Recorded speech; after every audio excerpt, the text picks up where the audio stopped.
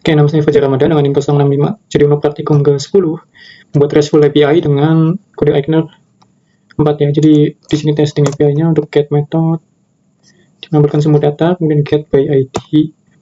Kita contoh ambil ID 2 aja, data dengan ID 2. Jadi kemudian post method atau menambahkan data, di sini udah ada isi datanya, contoh orang baru banyak.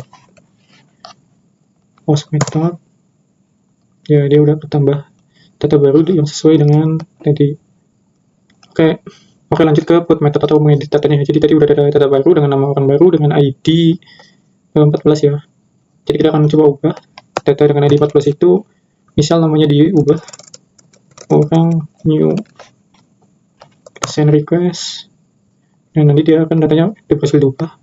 Bisa dilihat di get datanya ya, berubah. Kemudian yang terakhir itu delete method ya, jadi menghapus datanya by ID. Nah, dia kehapus, nanti datanya juga kehapus. Untuk penjelasan programnya dimulai dari .env untuk mengkonfigurasi koneksi dengan database. Jadi hostname database, username database-nya, kemudian nama database-nya, dan tipe jenis database itu apa gitu. Jadi pakai MySQL, kemudian portnya. Kemudian di sini juga diatur environment-nya itu dalam mode development. Ada mode development dan production.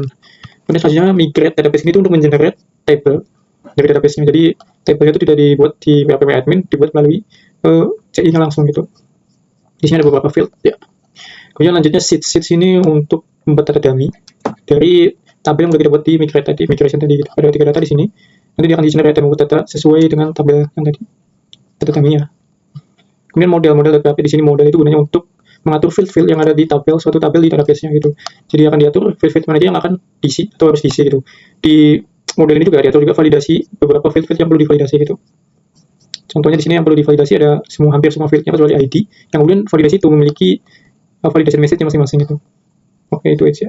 Kemudian entity itu gunanya untuk mengatur format data yang diterima gitu. Jadi field-field tertentu itu akan menerima data, dan data itu format itu harus seperti apa diatur di sini. Kalau di sini yang diatur itu cuma di field create add, update add, dan delete add, dibuat datanya agar dikenali sebagai dates gitu. Ini lanjut di controller sini yang mengatur request dan respon dari user. Request seperti apa yang diterima oleh server, dan respon yang akan dibalikan oleh user itu. Di sini isinya request dan respon CRUD ya, jadi untuk get datanya, kemudian meng-create datanya, update datanya, dan delete datanya. Kemudian ada routes ini untuk mengatur endpoint, untuk bisa mengakses suatu resource di server.